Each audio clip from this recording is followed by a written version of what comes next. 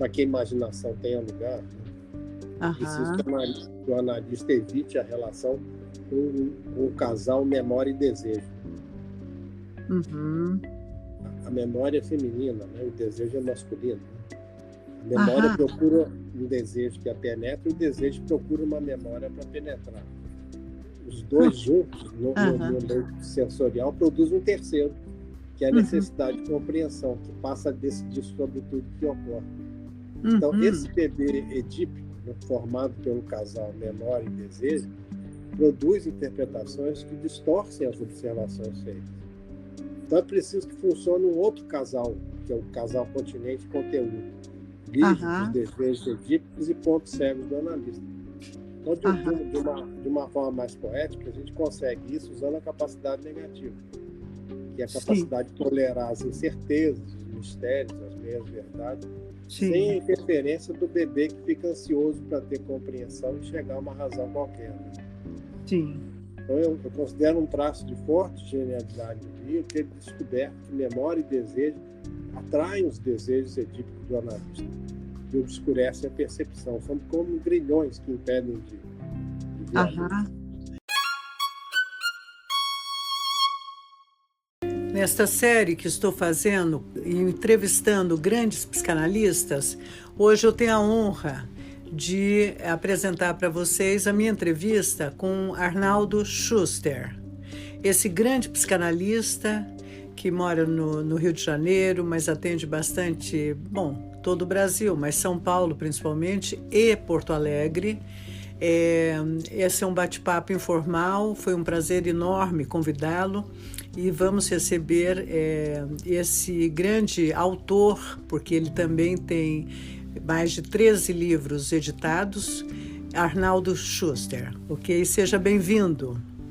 Muito obrigado. Arnaldo Schuster, que você pudesse se apresentar aqui.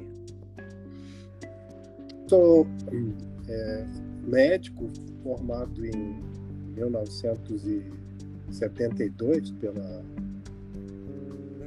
Universidade Federal de Minas Gerais, em Belo Horizonte. Mas eu me formei em 72 na UFMG, fiz um ano de residência no Hospital de Clínicas e em 74, em janeiro de 74, eu vim para o Rio de Janeiro já com a intenção de ser psicanalista, né? Me inscrevi no final de 73, ainda estava no primeiro ano da residência, para fazer formação na Sociedade Psicanalítica do Rio de Janeiro. A residência em Belo Horizonte foi em cima do quê? Eu fiz uma residência de clínica médica. Clínica médica. E o que te levou à medicina? Bom, eu acho que a medicina é um negócio de família, né? Das 4 possibilidades que uma pessoa tem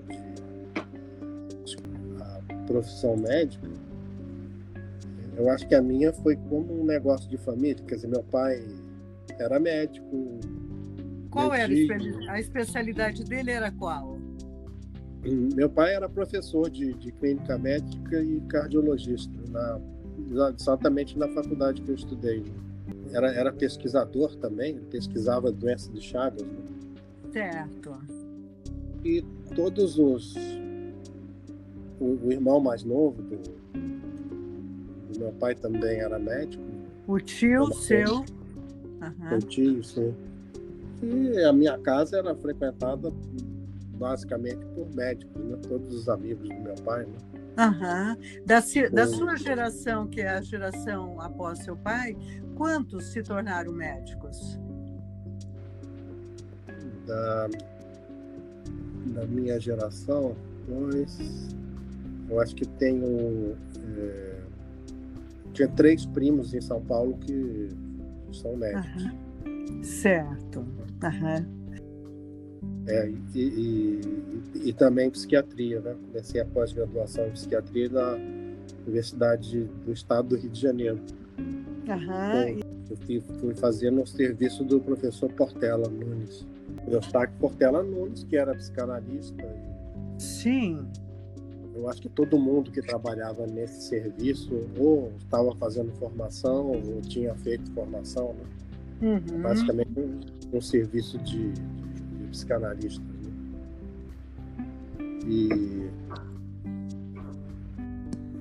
E eu logo comecei a dar aula, né? Uhum. Como auxiliar de ensino, né? Sim. Na UERJ, na psiquiatria, né? Sim. E depois que a formação foi apertando, eu fui trabalhando mais em consultório, eu tive que deixar essa parte universitária de lado para me dedicar mais à formação na Sociedade Psicanalítica do Rio de Janeiro. Eu dava aula para o curso de graduação. Né? E aí, vamos dizer, não tinha assim, um autor específico, né? Era uma aula de psiquiatria para graduação, então tinha temas, né? Certo. Eram temas clássicos, né? de psiquiatria, né? Questões de diagnóstico, de medicação, né? Certo. Era parte mais assim... Organicista mesmo. Mais organicista da psiquiatria, né? Eu estou com uma pergunta ainda que quer vir. Como eu tinha uma ideia que você, Schuster, vinha de Porto Alegre, o seu nome fazia todo sentido, Schuster, que é um nome de etnia alemã, é isso? Sim, é o nome de etnia alemã, sim. Então tem a ver com Porto Alegre, com aquela região do país. Belo Horizonte, me parece que esse é um nome muito diferente, não? Mas, na realidade, a história é interessante, porque o meu avô, quando veio da Alemanha, ele veio logo depois da Primeira Guerra Mundial, onde ele foi soldado na Primeira Guerra Mundial. Né? Meu avô, sim, 1914, mais ou menos. 18, veio em 18. Né? Quando terminou a Primeira Guerra. Aí ele veio para cá com um primo e foram parar em Salvador. Olha, E lá em Salvador ele conheceu a minha avó, que também era filha de alemães, mas a minha avó já era nascida em Salvador.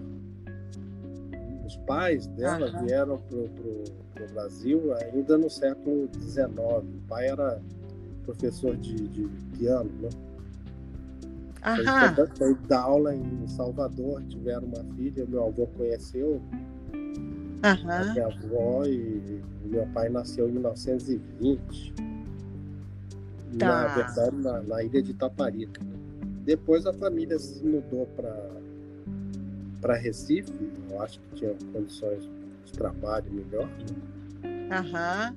Onde nasceram os outros irmãos do meu pai, né? No total eram 5, né?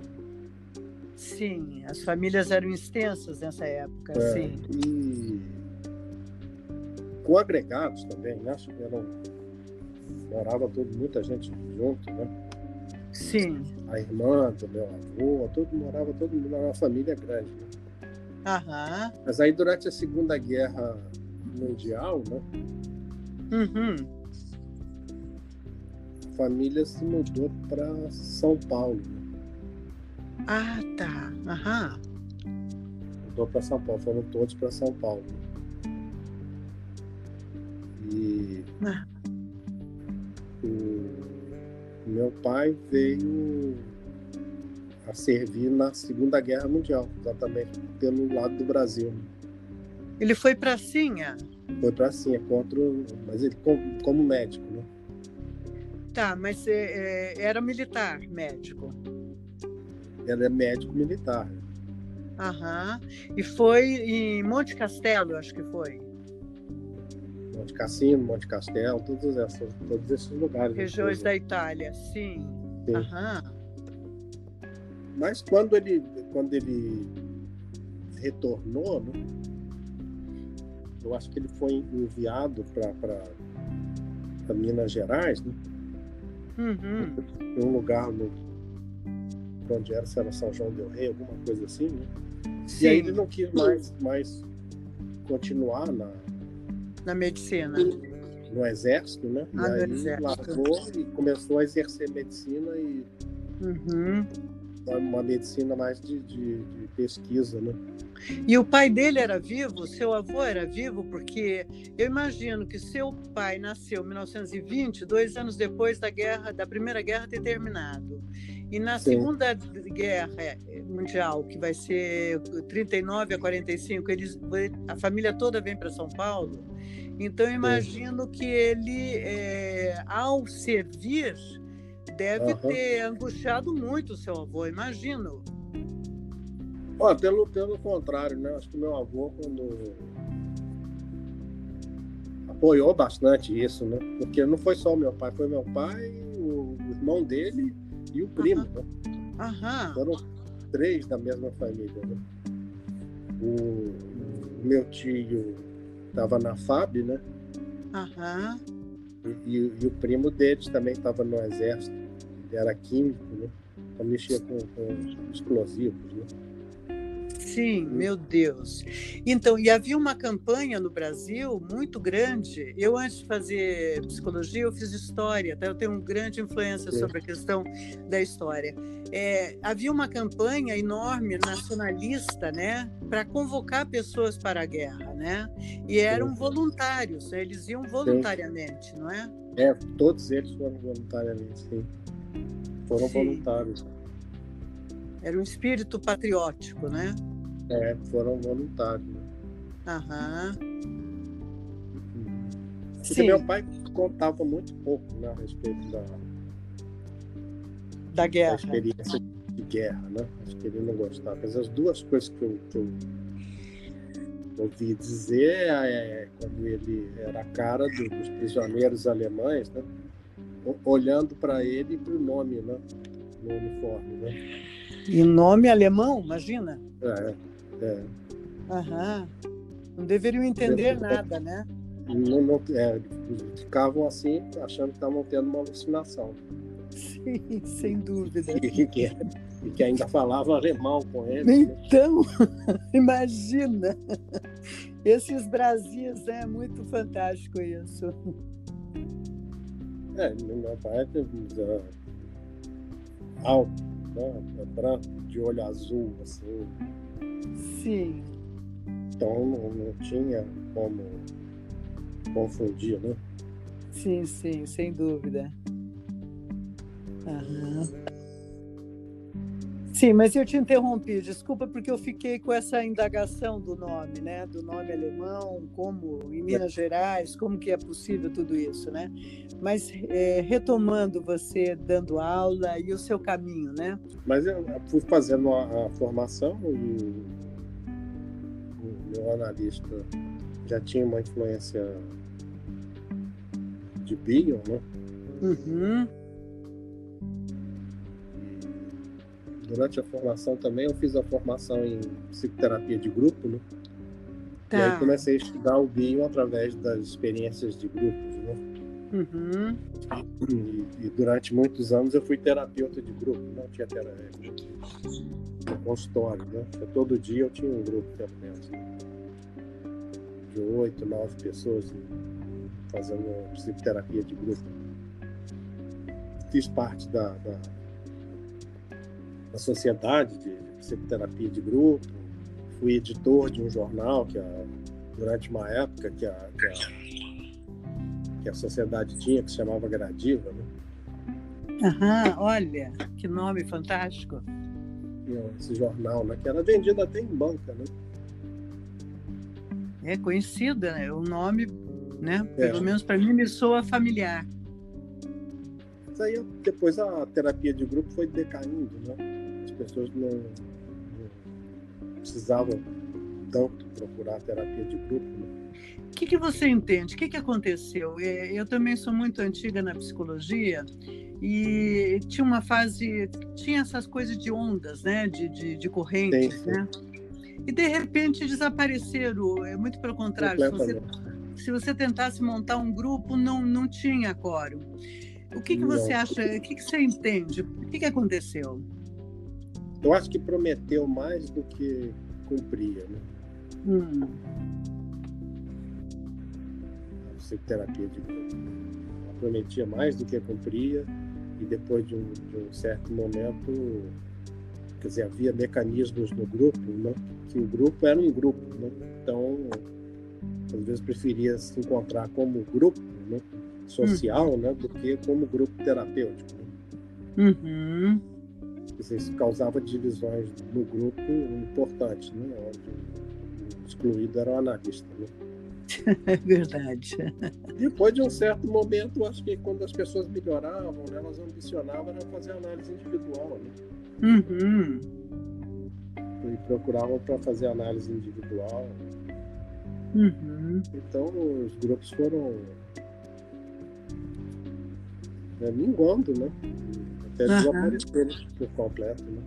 Sim, impressionante. Mas eu estudei bastante terapia de grupo, dava aula, né, na sociedade de grupo, né? E das experiências em grupo me pediram para dar aula de outros assuntos do Rio, eu comecei a dar aula, né? Uhum. Isso é dentro da sociedade, não? Sociedade de terapia de grupo, né? Tá, não não da sociedade psicanalítica, ainda não. Sim, ainda não, mas assim que eu terminei a formação, começaram a me chamar para dar seminários de Bion, né? Uhum. Para organizar o curso de Bion, para dar seminários, né? Isso você está em torno de que idade? Olha, isso foi na década de 70, né? No final da década de 70, né? Uhum. Eu entrei para a formação em 74, né? Aham. E terminei em 80, né? Sim, 6 anos. Terminei a parte, vamos dizer, formal, né? Quer dizer, eu continuei em análise por mais tempo, né? Aham. E nessa época eu comecei, inclusive, a formar grupos de estudos, né? Tinha um grupo de estudos aqui, Uhum. no Rio, o grupo durou muitos anos, né? Sim. Tinha bastante gente no grupo, né? Umas 20 pessoas, né? Se reunia uma vez por mês na casa de uma amiga minha, né? Que era a Leia Dengruber. Aham. E aí, de tanto dar seminários, né? De Bion e de escrever também, comecei a publicar, né? Já começou nessa época a publicar, quer dizer, 10 anos depois, em torno. Em torno disso, né? E que livros de Bion se tinha acesso nessa época? Há 50 anos atrás nós estamos falando, não? Há 40? 40, mais de 40, né? Mais de 40. Olha, tinha todos os livros, né? A Imago era entusiasta, né? Publicava Bion, né? Então tinha todos os livros. Quer dizer, você não passou pela escola clássica, pulsional, do Freud e tal, até encontrar Bion. Você já foi direto para Bion? Não, eu estudei bastante, né? Em outras escolas, né? Eu tive a oportunidade de estudar bastante. Os supervisores eram freudianos, né? Uhum. Ah, tá. Claro. Um era freudiano e o outro era bastante kleiniano, né? Então sim, teve as matrizes, sim. Ver essas diferenças. Sim. Mas agora, com relação a Porto Alegre, aqui em 1995 eu fui convidado para participar de uma jornada, né, de 2 dias, né, sobre Bion, né? Uhum. Então me colocaram assim mesas, né, com as pessoas os pais que estudavam Bion, né? Uhum. Como o Davizinho, né, o Davi Zimmermann, né? Isso em 1995? 95. Sim. E aí logo depois dessa jornada, exatamente agora em agosto, né? Uhum. em agosto de 95, me convidaram para montar um grupo no Instituto Bio, né, que tinha feito a jornada, né, um grupo de estudos, né? Agora, mais de 20 anos depois, alguma coisa assim? Foi há 25 anos atrás, né? Sim. Então, há 25 anos que eu vou a Porto Alegre. Certo. Todo Sim. mês, né? Para esses grupos de estudos, né? Aí começou com um, depois aumentou, e aí, quando eu vi, eu tinha 8 grupos. Certo. Fazia 8 grupos de estudos, né? Quer dizer, eu trabalhava bastante, dava supervisão. Aham.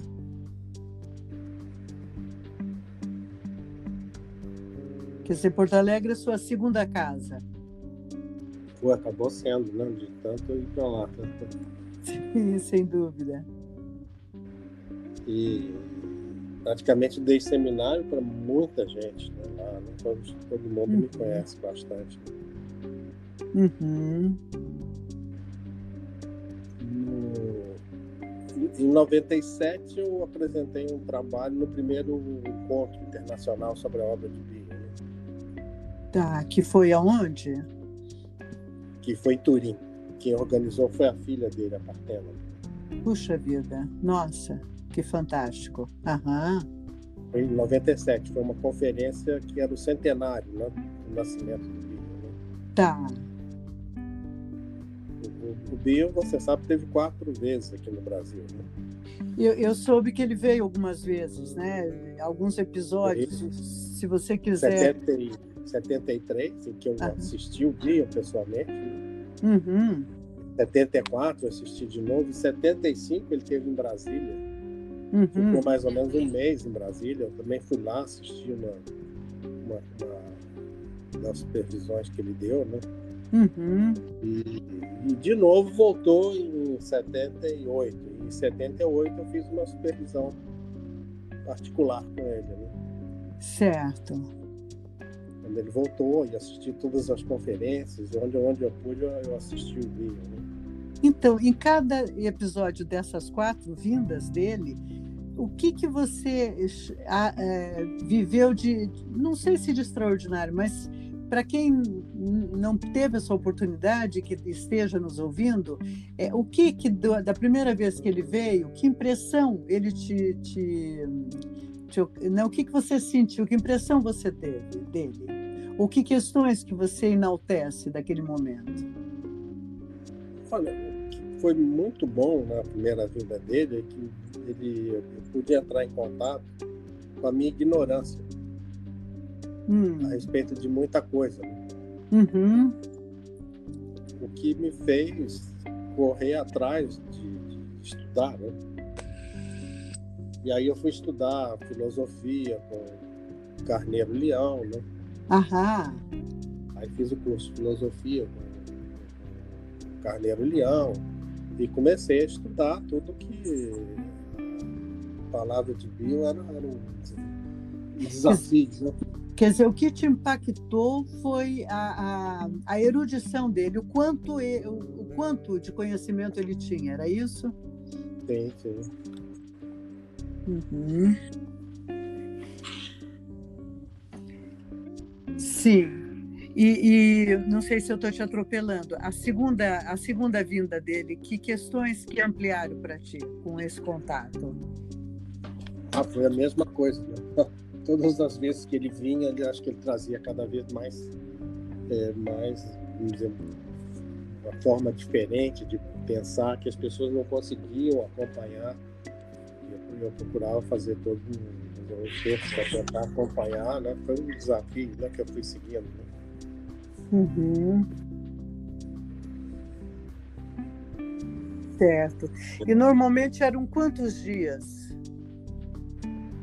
Que ele ficava? Eu acho que ele ficou uma semana na primeira vez, uma semana na segunda, ficou um mês em Brasília e depois ficou 15 dias em São Paulo. Certo. Tem as conferências, né? Tem todas as conferências. Sim. Entre a terceira vinda dele e essa que você teve a supervisão, que foi na quarta, né? Que Sim. questões que você gostaria de realçar ou de trazer?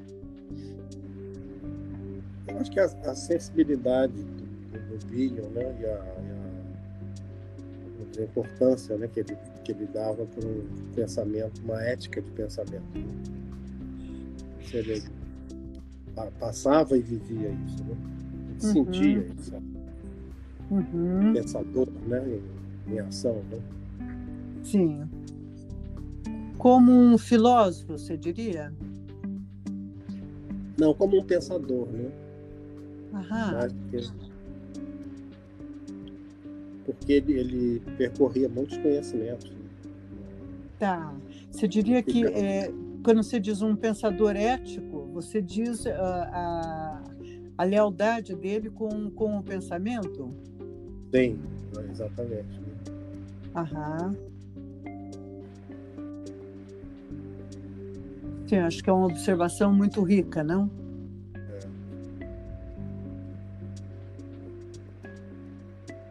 Uhum. Isso você está vendo ele fazendo palestras ou você está bem próximo, em contato, até chegarmos no momento que você está na sala com ele fazendo uma supervisão? Sim, principalmente, né? Quer dizer, na supervisão, né? Aí dava para sentir várias coisas, inclusive a pessoa dele, né? Sim, e como era a pessoa dele?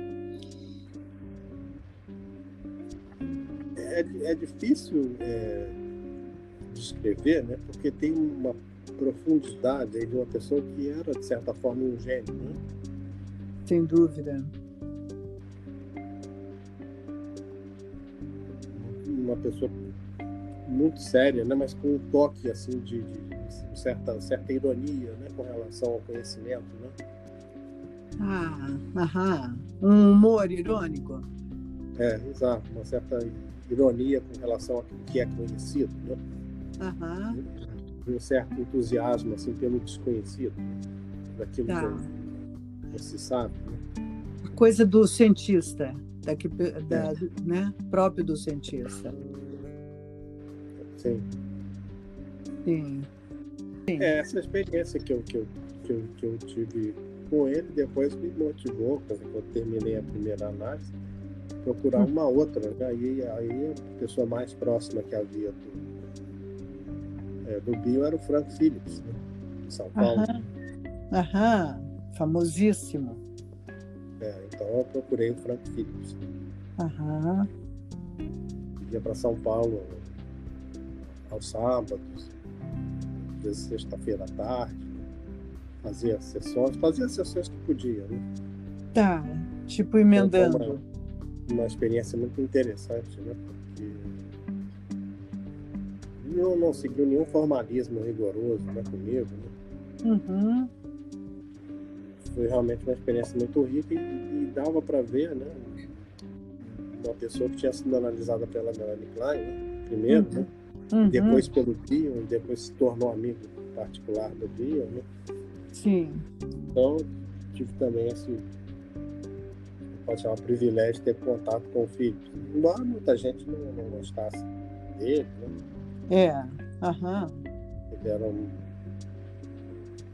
pessoa, de certa forma, intransigente com certas coisas, né? Tipo? Olha, ele era uma pessoa intransigente quando você achava que estava falando a verdade, por exemplo. Aham. Ele questionava muito isso, né? Questionava muito também a sinceridade das pessoas, né? Ele batia de frente, né, com muita gente, né? Tá. Mas, imagino. Aham. Comigo não, comigo ele foi muito amável, né? Sempre foi. Né? Sim. Então, E ele te atendia mais ou menos como o Freud atendia, ininterruptamente, várias sessões, coisas... Não. Porque não tinha um número fixo, né, de sessões. Tá. Eu fazia as sessões que ele podia me dar, né? Aham. Às vezes no sábado podia 2, então fazia uma sessão às 8 da manhã, depois as outras 11. Tá. Aham. Assim, às vezes, eu só posso sexta-feira uma sessão, eu ia para lá. Semanalmente. Semanalmente, mas quando ele podia, né? Às Aham. vezes ele não podia também nenhuma, né? Mas foi assim, né? Durante. Quer dizer, você sempre teve asas nos pés, sempre viajou muito. Sim, sim. A pessoa morava no Rio, sua análise em São Paulo e atendia os grupos em Porto Alegre. Sim. Uhum. E aí fazia o grupo aqui e fazia em Porto Alegre, né? Comecei a fazer grupo aqui Sim. no Rio e em Porto Alegre, o grupo daqui Sim. continuou. Em 97, que eu estava te falando, apresentei esse trabalho lá e conheci um colega americano que me convidou para apresentar essas ideias que eu tinha sobre bio nos Estados Unidos. Aham. E aí eu fui em 99 Tá. para Berkeley. Aham. Esse colega que acabou tornando um grande amigo, né, o John Stone, Aham. professor de educação e psicologia, né, Uhum. lá em Berkeley, me convidou e fazia grupos. Certo. Então eu passei a fazer um grupo inicialmente anual, né? Uhum. Até que a gente criou um grupo de estudos que se reunia anualmente, né? E esse grupo existe até hoje, né? Continuam se encontrando. A gente continua há 20 anos que a gente se encontra. Aham, sim. Desculpe, em torno de quanto o pessoal desse grupo? Esse grupo, inicialmente, eram 12 pessoas, né? 12 alunos. Aham. Todos eles ligados à forma ao bio, né? Inclusive ex-analisandos do bio, né? Uhum. Tinham 3 ex-analisandos do bio, né, nesse grupo. Né? Mas algumas pessoas do grupo foram morrendo, outras saíram, entraram outras, né? Uhum. Houve uma renovação do grupo, então, mas a gente continua se encontrando. Agora até mais, né? Pelo menos 2 vezes por ano a gente se encontra. Né? Tá. Aham. A curiosidade do grupo é que a gente escolhe sempre um lugar diferente para se encontrar, né? Ai, que delícia! Então aproveita e faz uma viagem turística. Então nós já nos encontramos nos lugares mais variados possíveis, né? Sim, algum lugar muito excêntrico, muito diferente? Yellowstone Park. Onde que é isso? Era na Califórnia, né? O parque de Yellowstone Park. Não tem aqueles gás. Sim. Yosemite, nós fomos para o Yosemite Park, parques nacionais. Que a gente se reunia no hotel, né? Ah, claro, sim. Era Big Sur, né? Que fica onde aqueles escritores como Scott Fitzgerald ia, né? Aham. Então a gente ia para vários lugares, né? Sim. Então se reunia durante 2-3 dias no hotel, ficava imerso ali, né? Discutindo, né, sobre que divertido isso, porque junta, né? Almoçava junto, jantava junto, bebia, né? Sim.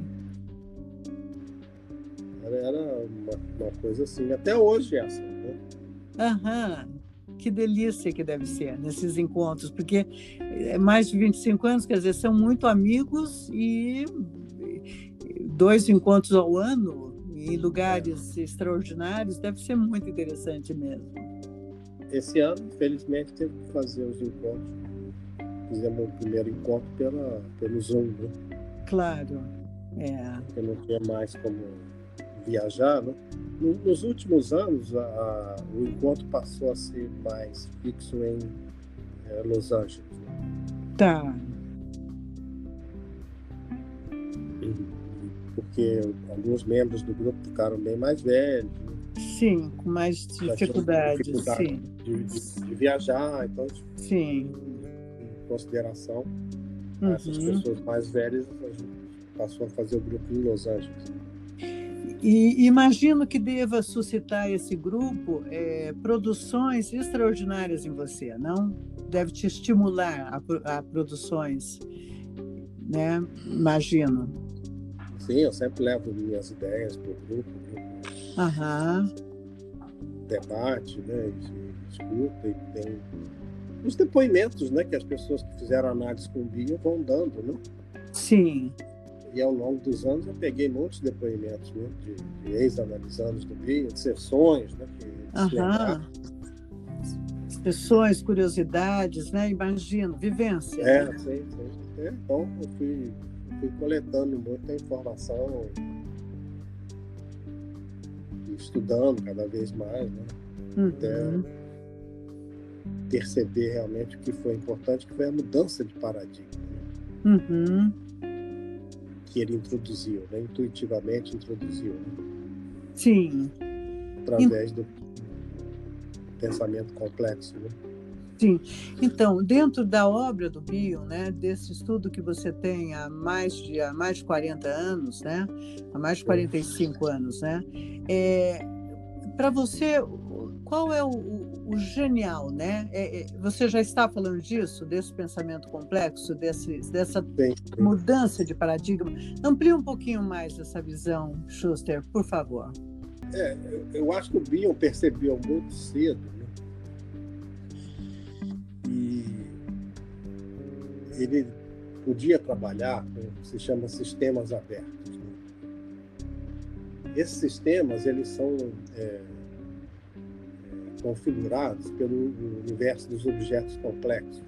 Que são não lineares, não explicativos, em oposição aos sistemas chamados simples, né? Que são lineares, que são explicativos e diagnósticos. E esses últimos, né? Esses simples, mesmo que eles se abram para acolher elementos novos, eles voltam logo a se fechar. Sim, são saturados. São saturados. Sistemas abertos tiveram a primeira expressão no trabalho que o Bion escreveu, a gente pode chamar um modelo espectral, né, de partes psicóticas e não psicóticas. Logo em seguida ele escreveu um trabalho sobre arrogância, faz uma releitura do livro de Édipo, mostra que a questão metafísica é investigação da verdade, né? E com isso ele faz uma leitura que a gente pode chamar trágica, né, do livro de Édipo. O elemento principal não está em cena, né? Mas, sobretudo, ele entende a psicanálise como um sistema eternamente aberto. E todo modelo espectral, né, e complexo, ele implica na questão da infinitude. Então, ele tem relação com a epistemologia dos conjuntos infinitos, né, que vieram lá do Cantor, e depois com os modelos probabilísticos e teoremas de indecidibilidade do Kurt Gödel, o princípio da incerteza do Werner Heisenberg.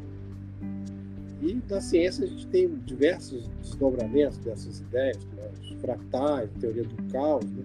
E, finalmente, com a teoria da complexidade de Edgar Morin, que mostrou, através dos 6 livros dele sobre o método, né, toda a questão da complexidade, né, que deixa de se importar com quantias e passa a se importar com a criatividade, com o pensamento imaginativo.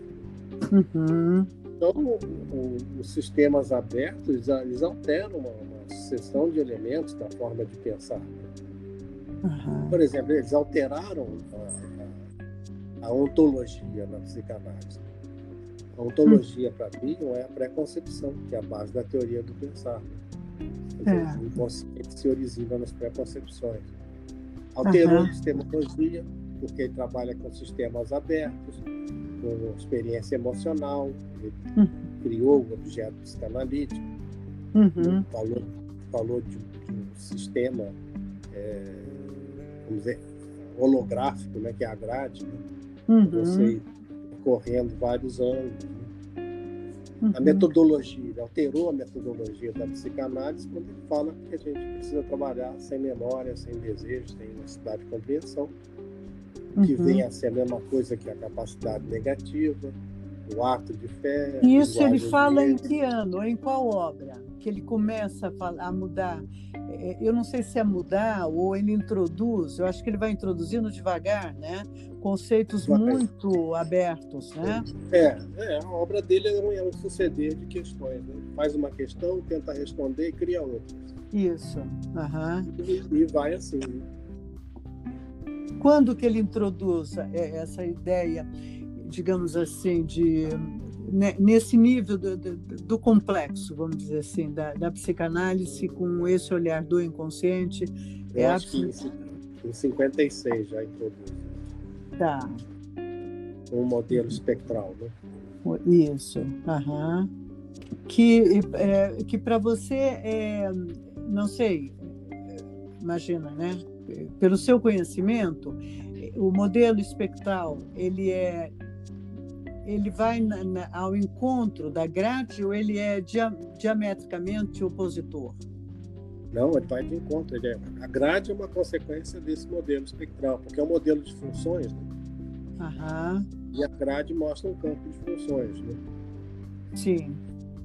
Mas não deixa de ser um ponto, digamos assim, para o analista não se perder, né? Se ele quiser, né? Quer dizer, para o analista ter noção do que é um campo de funções, né? Isso. Quer dizer, ele alterou a lógica, né, da psicanálise. Né? Completamente. Que passa a ser uma lógica das transformações, né? Sim. E as transformações alterou a prática. É extraordinário, né? É algo que... Você acha que o Bion era um místico? Não místico naquele conceito barato de misticismo, mas o homem com o gênio transforma ele numa pessoa dotada, digamos assim, de um olhar que é muito ampliado? Eu acho que a gente pode dizer o seguinte, que o Bion desmistificou o misticismo. Melhor ainda. Sim. Desmistificou. Quer dizer, ele mostrou que não tem nenhum mistério, né? No místico, como se cultivava na antiga Grécia, né? Pelo contrário, quer dizer, o que é místico? São pessoas que percebem o complexo de Édipo que existe. Que percebem o ser humano como um ser edípico. Sim. Então, ele dá vários exemplos de místicos, mostrando exatamente que esses místicos falam de complexo de Édipo, né? De entrar em contato com o complexo de Édipo sem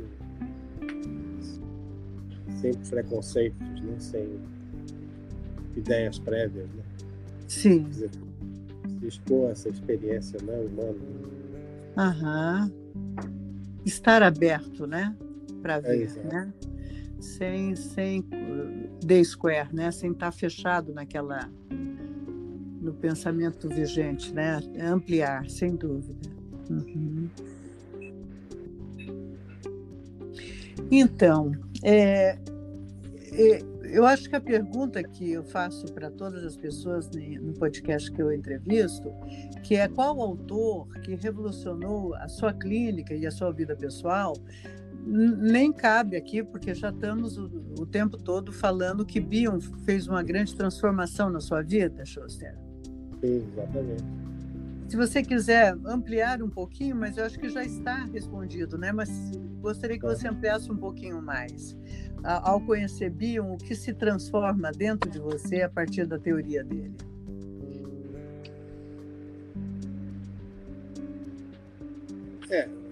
Eu acho que a noção, né, que ele deixou muito claro, né, era a noção de uma função psicanalítica da personalidade. Questionou todas as regras clássicas dentro do processo analítico. Então, o número de sessões, a relatividade do tempo de duração de uma análise, o custo, tudo, né? Tudo isso foi questionado por ele. Né? Por exemplo, o psicanalista não se deve pronunciar como prestador de serviço, né, mas como parte de um contrato de trabalho. Quer dizer, não se decide apenas pelo valor da sessão, mas se decide também pelo custo de não fazer análise. Hum. Então tem sempre uma simetria. Em outras palavras, ele diz que a psicanálise surgida de princípios médicos que foram úteis, né, forneceram parâmetros, mas que progressivamente a psicanálise foi criando um fosso para a medicina. Porque não se trata mais de curar, radicar o mal, fazer prevenção, nem fornecer remédio, nem ter uma prescrição do processo analítico. Trata-se de que forma a mente analítica pode ser sentida pelo analisando como uma função emocionalmente presente.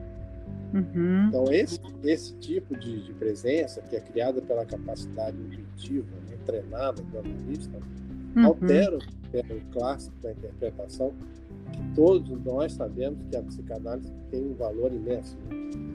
Sim. Então, conceitos como interpretação mutativa, interpretação transferencial, reação terapêutica negativa, validade interpretativa dependente da defesa e a segurança, tornaram-se secundários ao que a gente pode chamar do papel de uma mente preparada para escutar o objeto psicanalítico e produzir os parâmetros da percepção com uma integração numa linguagem de mitos, sentidos e paixões, uma linguagem, vamos dizer, onírica.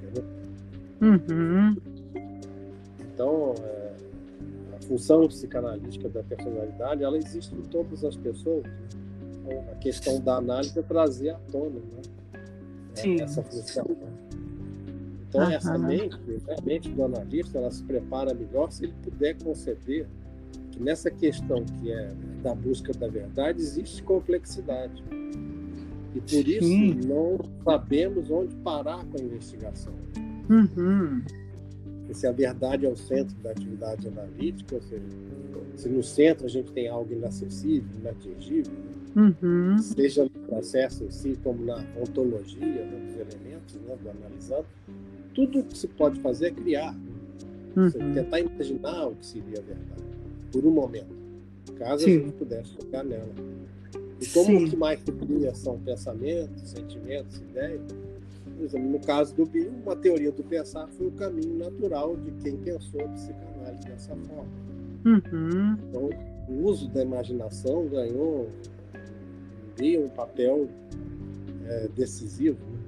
Né? Sim, impressionante esse espaço, né? O quanto através dele nós podemos chegar, adentrar aí e ainda irmos no contato, né, com lugares inimagináveis anteriormente, que poderiam estar classificados como patológicos, né? Principalmente pela psiquiatria, né?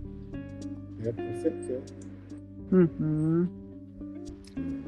Amplia e prepara para esses tempos de hoje, não? Com certeza, sim. Você tem se dedicado bastante a essa questão do negativo, né? Tem. Tem até um livro, né? Capacidade Negativa. Isso. Algum projeto, Schuster? Tem algum projeto dentro dos pensamentos selvagens que o Bion, né? Que seja alguma coisa que anda te passando como sonho, como, sei lá, pensamentos selvagens mesmo?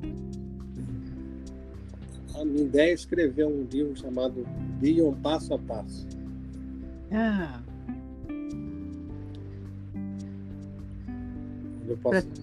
Para te dar o caminho que hoje você faria se tivesse um orientador.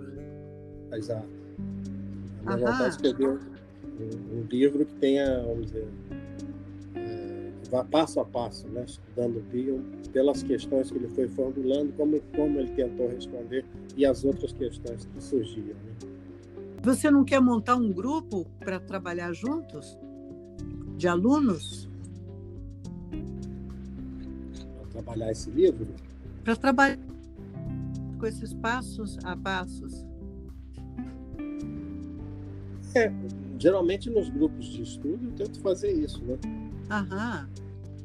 Indo passo a passo, né?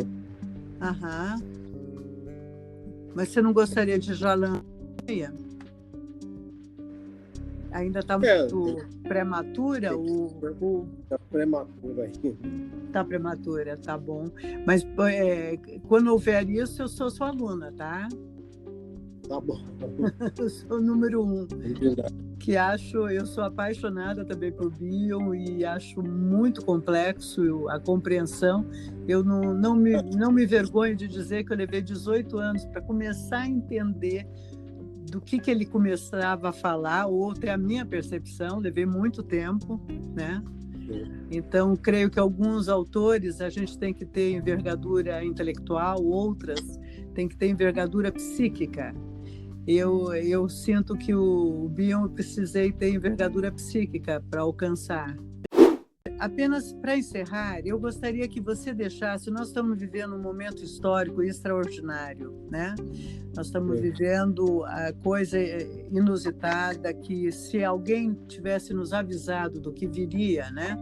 A gente não acreditaria, a gente duvidaria. E acho que estarmos vivos nesse momento é um privilégio. E um privilégio eu estar nesse momento com uma pessoa da sua envergadura de conhecimento e de vivência. Então, eu gostaria muito que você deixasse uma fala sua para esse momento, para quem estiver nos ouvindo.